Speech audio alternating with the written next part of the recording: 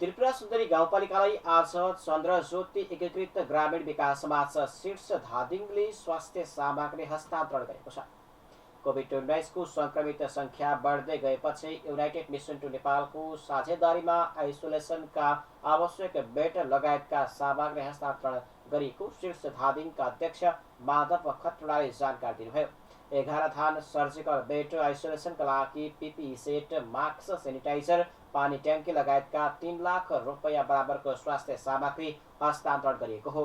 संघीय सांसद खेमप्रसाद लोहनीले गाउँपालिकालाई सो सामग्री हस्तान्तरण गर्दै कोभिड-19 को संक्रमण रोकेर जनतालाई सेवा पुर्याउन आग्रह गर्नुभएको छ।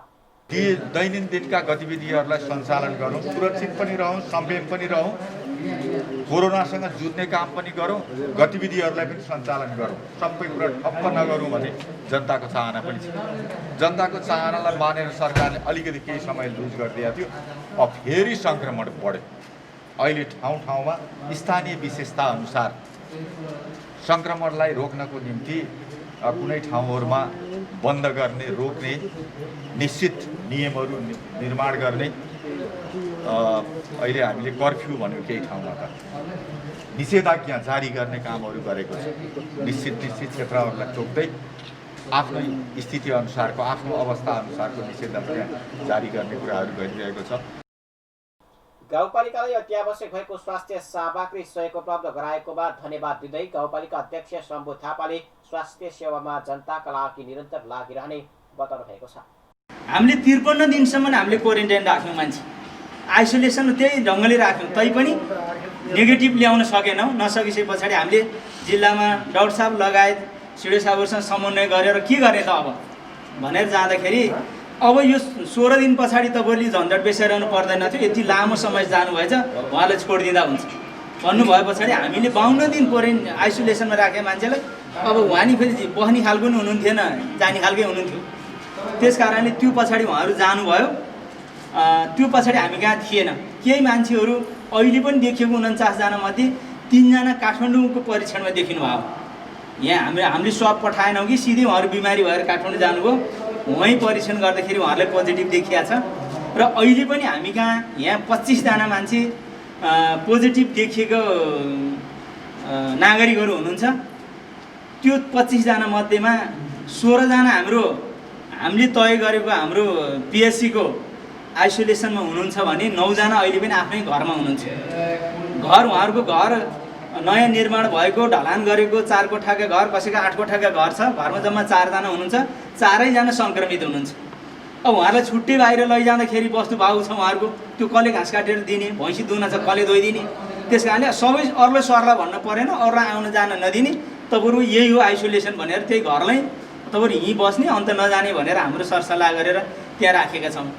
अरू अहिले सरसर्ती यही बिचमा अब हामीसँग भएका स्रोत साधन जहाँ हामीले पिएचसीमा हामीले व्यवस्थापन गरेका थियौँ, अब त्योभन्दा बढी जाने हो कि भन्ने खालको कुराहरू आयो। भोलि अलि सङ्क्रमितको सङ्ख्या बढ्यो भने हामीले विद्यालयमा कहीँ राखेका थिएनौँ, हामी धेरै समय पहिले जेठ महिनादेखि नै अब हामीले यसलाई राखेका ठाउँमा निर्मलीकरण गरेर सबै व्यवस्थापन हामीले कक्षा सुरु गरिसकेका थियौँ। फेरि यो हामीले केही समय अगाडिबाट बन्द गऱ्यौँ। अहिले हामीले तत्कालै अस्ति अलिकति प्रकोपकै रूपमा यहाँ बढे पछाडि अब हामीले यो विद्यालयलाई अब लिनुपर्छ भन्ने हाम्रो अलिकति आशय रह्यो। अलि ठुलो जनसङ्ख्या पनि यहाँ रहेको, यहीँ 2400 घरधुरी त यही सल्यानटारमै छ होइन। यति ठुलो घरधुरी भएको ठाउँमा सङ्क्रमितको सङ्ख्या छिटो देखिनु पनि स्वाभाविकै हुन्छ। सजिलो ठाउँमा सहज ढङ्गले आउने जाने हुने भयो। त्यस कारणले पनि हामीले अलिकति मध्यनजर राखेर अब सल्यानटार माविको यो एउटा 8 कोठाको यो ब्लक भवनलाई अब हामीले प्रयोगमा ल्याउँ, इमर्जेन्सी देखिनु भयो भने भन्ने खालको कुराहरू आयो। त्यसैगरी चिनिया कम्युनिस्ट पार्टीको सहयोगमा स्वास्थ्य सेवा विभागबाट उपलब्ध गराइएको मास्क, पन्जा, सेनिटाइजर, आइआर थर्मोमिटर, चस्मा लगायतको सामग्री समेत संघीय सांसद लोहनीले हस्तान्तरण गर्नुभएको थियो। त्रिपुरा सुन्दरी गाउँपालिकाले कोभिड-19 कोरोना भाइरसको संक्रमण बढ्दै गएपछि स्वास्थ्य सुरक्षा रणनीति अनुसार काम थालनी गरेको छ। त्रिपुरा सुन्दरी गाउँपालिकामा पछिल्लो 2 सातामा संक्रमितको संख्या बढिरहेको छ। गाउँपालिकाले स्वास्थ्य सचेतना अघि बढाइरहेको छ। पालिकालाई सिल गरिएको छ। पालिका बाहिरबाट आउनेहरूलाई अत्यावश्यक मात्रालाई प्रवेश दिएको छ भने बजार, वित्तीय संस्था तथा पालिकाको काम बन्द गरिएको छ। स्वास्थ्य सेवा लगायतको अत्यावश्यक सेवा मात्र सञ्चालनमा रहेको गाउँपालिकाका स्वास्थ्य शाखा संयोजक यम बहादुर श्रेष्ठले बताउनु भएको छ। धन्यवाद। पछिल्लो समयमा त्रिपुरा सुन्दरी गाउँपालिकामा समग्र धादिङ जिल्लाको कुरा गर्दा हामी दोस्रो नम्बरमा सङ्क्रमितको सङ्ख्याको आधारमा दोस्रो नम्बरमा गरेका छौँ। यो चाहिँ अहिले यति बेला हामीसँग 25 जना सङ्क्रमित व्यक्तिहरू आइसोलेसनमा हुनुहुन्छ र अब फेरि यो बिचको क्रममा कन्ट्याक्ट ट्रेसिङ गरेर धेरै मात्रामा हामीले यो सब परीक्षणको लागि पठाइरहेका छौँ। त्यो रिपोर्ट आउन बाँकी छ।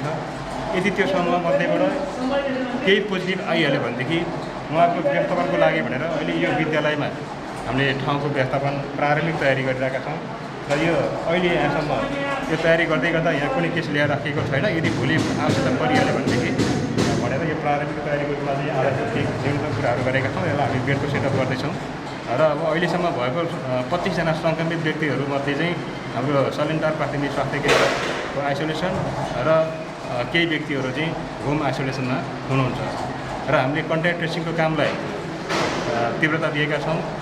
परीक्षणको दायरालाई फ्रागिलो बनाएका छौँ।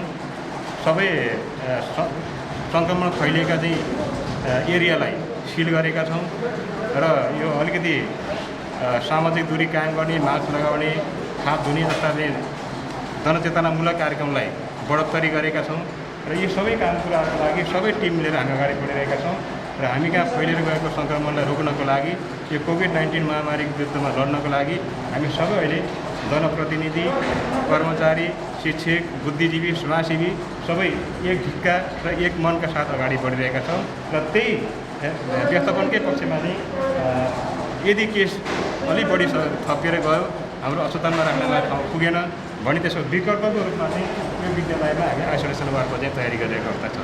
प्राथमिक स्वास्थ्य केन्द्रमा सङ्क्रमितलाई राखिएको छ भने स्वास्थ्य केन्द्रमा राख्न नसकेकाहरूलाई विद्यालयमा आइसोलेसन बनाएर राखिएको छ। धादिङको गजुरी प्राथमिक स्वास्थ्य केन्द्रमा मृत्यु भएका एकजनाको कोरोना सङ्क्रमण पुष्टि भएको छ। रसुवा जिल्ला गोसाइकुण्ड गाउँपालिका वडा नम्बर 6 का 31 वर्षीय राजकुमार नगरकोटीलाई प्राथमिक स्वास्थ्य केन्द्रमा उपचारका लागि लगिँदै गर्दा मृत्यु भएको थियो। मृतकको भदौ 15 गति स्वाप कोभिड-19 परीक्षणका लागि राष्ट्रिय प्रयोगशालामा पठाइएकोमा उनको कोरोना पुष्टि भएको गजुरी गाउँपालिकाका स्वास्थ्य संयोजक डाक्टर रामहरि रेग्मीले बताउनु भएको छ। सवारी चालकको काम गर्ने नगरकोटी गल्छी बजारमा नेपाल प्रहरीले बिरामी अवस्थामा फेला पारेका उपचारका लागि प्राथमिक स्वास्थ्य केन्द्र गजुरी पठाइएको थियो। उद्धार गर्ने प्रहरीलाई क्वारेन्टाइनमा राखिएको छ। त्यस्तै गरी धादिङमा आज थप 3 जनामा कोरोना सङ्क्रमण पुष्टि भएको छ। बेनीघाट रोराङ गाउँपालिका वडा नम्बर 3 का 24 र 26 वर्षीय पुरुष र गल्छी गाउँपालिका वडा नम्बर 4 का 27 वर्षीय पुरुष रहेका छन्। यो सँगै जिल्लामा कोरोना सङ्क्रमितको सङ्ख्या 232 जना पुगेको छ भने 166 जना निको भएर डिस्चार्ज भइसकेका छन्। त्यस्तै आज नेपालभर थप 1228 जनामा कोरोना सङ्क्रमण पुष्टि भएको छ। देशका विभिन्न स्थानमा गरिएको परीक्षणका क्रममा 394 महिला र 834 जना पुरुष गरी थप 1228 जनामा कोरोना सङ्क्रमण पुष्टि भएको स्वास्थ्य मन्त्रालयका प्रवक्ता डाक्टर जागेश्वर गौतमले जानकारी दिनुभयो। आज उपत्यकामा थप 445 जनामा कोरोना सङ्क्रमण पुष्टि भएको छ, जसअनुसार काठमाडौँमा 357, भक्तपुरमा 42 र ललितपुरमा 46 जना रहेका छन्। यो सँगै नेपालमा कोरोना सङ्क्रमितको सङ्ख्या 42,877 जना पुगेको छ। गत 24 घण्टामा 917 जना डिस्चार्ज भएका छन् भने हालसम्म निको भएर 24,207 जना डिस्चार्ज भएको प्रवक्ता गौतमले जानकारी दिनुभयो। त्यस्तै नेपालमा कोरोनाकै कारण थप 6 जनाको मृत्यु भएको छ। मृत्यु हुनेमा चितवनका 40 वर्षीय महिला, भक्तपुरका 40 वर्षीय महिला, तनहुकी 92 वर्षीय महिला र रूपन्देहीको 77 वर्षीय महिला रहेका छिन्। त्यस्तै सिन्धुपाल्चोकको 77 वर्षीय पुरुष र रूपन्देहीका 65 वर्षीय पुरुषको पनि मृत्यु भएको मन्त्रालयका प्रवक्ता डाक्टर गौतमले जानकारी दिनुभयो। नेपालमा आजको पीसीआर जम्मा 13,413 गरी जम्मा 7,31,852 परीक्षण भएको छ। क्वारेन्टिनमा रहनुभएका व्यक्तिहरूको सङ्ख्या 6,749 रहेको छ। कोभिड-19बाट सङ्क्रमण मुक्त भई गत 24 घण्टामा डिस्चार्ज हुनुहुनेहरूको सङ्ख्या जम्मा 917 छ। आजसम्म डिस्चार्ज हुनुहुने जम्मा 24,207। कोभिड-19 सङ्क्रमणबाट मुक्त हुने दर 56% छ।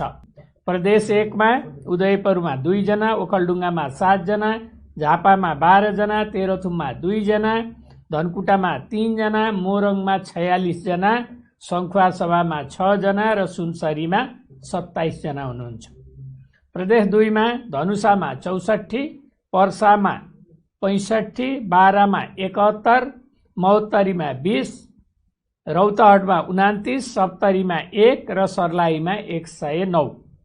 बागमती प्रदेशमा काठमाडौँमा 357, काभ्रेपलाञ्चोकमा 7, चितवनमा 56, दोलखामा 5, धादिङमा 3, नुवाकोटमा 4, भक्तपुरमा 42, मकवानपुरमा 22, रामेछापमा 1, ललितपुरमा 46 र सिन्धुपाल्चोकमा 3 जना हुनुहुन्छ। गण्डकी प्रदेशमा कास्कीमा 31, गोर्खामा 5, तनहुँमा 3, नवलपरासी पूर्वमा 6, लमजुङमा 9 र बागलुङमा 1 जना हुनुहुन्छ। प्रदेश 5 मा कपिलवस्तुमा 11, गुल्मीमा 10, दाङमा 4, नवलपरासीमा 9, पाल्पामा 2, प्युठानमा 2, बर्दियामा 5, बाँकेमा 8 र रूपन्देहीमा 52 जना हुनुहुन्छ। कर्णाली प्रदेशमा कालीकोटमा 2, जाजरकोटमा 1, दैलेखमा 6, सल्यानमा 2 र सुर्खेतमा 7 जना हुनुहुन्छ। सुदूरपश्चिम प्रदेशमा अछाममा 6, कञ्चनपुरमा 3, कैलालीमा 15, डोटीमा 4, दार्चुलामा 2, बझाङमा 10, बाजुरामा छैन र बैतडीमा 2 जना हुनुहुन्छ। र आज जम्मा महिला 394 जना र पुरुष 834 जना गरी जम्मा 1,228 जना सङ्क्रमित हुनुहुन्छ। गत 24 घण्टामा 6 जना व्यक्तिको निधन भएको छ। निधन हुनेमा महिला 4 जना हुनुहुन्छ। चितवनको 40 वर्षीया, भक्तपुरको 40 वर्षीया, तनहुँको 92 वर्षीया र रूपन्देहीको 77 वर्षीया 4 जना महिलाको निधन भएको छ। पुरुषहरू 2 जना हुनुहुन्छ। उहाँहरू सिन्धुपाल्चोकको 77 वर्षीय र रूपन्देहीको 65 वर्षीय पुरुष गरी 6 जनाको निधन भएको छ। र आजसम्म निधन हुनेको सङ्ख्या 257 पुगेको छ। र यो चाहिँ टोटल सङ्क्रमित हुनेहरूको सङ्ख्याको आधारमा 0.6% हो।